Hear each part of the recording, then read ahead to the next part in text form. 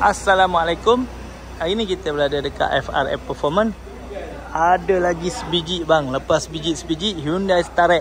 Okey, nak bagi tahu yang Hyundai Starex ni ada yang orang buat apa? Buat ambil orang ke, buat Grab ke apa. Bus dia kereta selalu jalan, bus cepat rosak. Datang sini dekat FRF Performance. Kita boleh ganti lawaan bus dia. Dia bukan bus biasa kalau dia datang dekat FRF ni. Dia akan ganti bus kepada bus Wing Impact Racing Bus.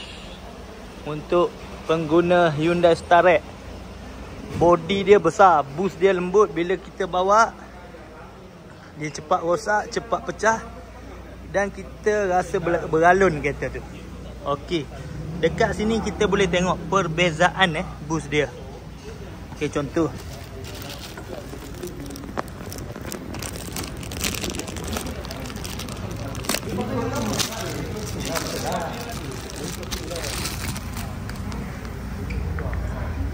Tengok Yang biasa dia ada lubang macam ni. Nampak?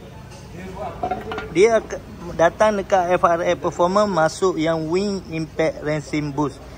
Nak beli kena beli brand ni brand ni, Wing Impact Racing Bus. Sebab apa saya cakap kena beli brand ni? Okey, warna dia warna merah. Yang tempat-tempat biasa yang kita tengok Shopee ke mana ke orang jual, warna merah pun ada. Tapi tak sama dengan Wing Impact. Tengok, ni PU, dia keras. Ni Teflon, dia lagi keras. Okey, kita tengok yang Wing Impact Okey, ni yang biasa punya, kita beli biasa punya. Dah baru, ni baru ni. Nampak dia goyang. Wing Impact punya dia boleh gerak lagi, nampak. Okey, kita tengok yang warna merah pun sama. Nampak? Okay. Lepas tu warranty dia 1 tahun.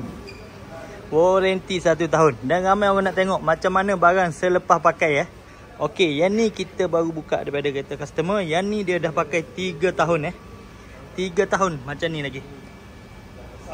3 tahun, nampak? 3 tahun. Tapi kilang bagi warranty 1 tahun 1 tahun. Nampak? Nak beli brand ni, Wing Impact Racing Bus. Atau nak puas hati datang terus dekat FRF Performance.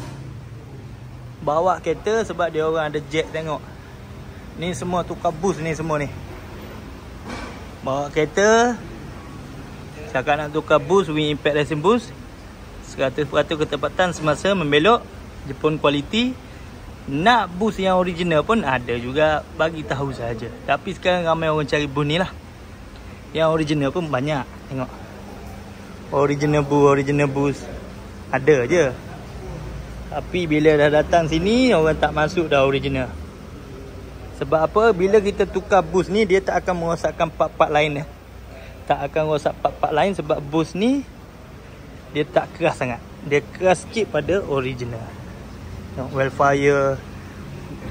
Yang ni pun sama. Orang ni nak pump juga. Tengok ni.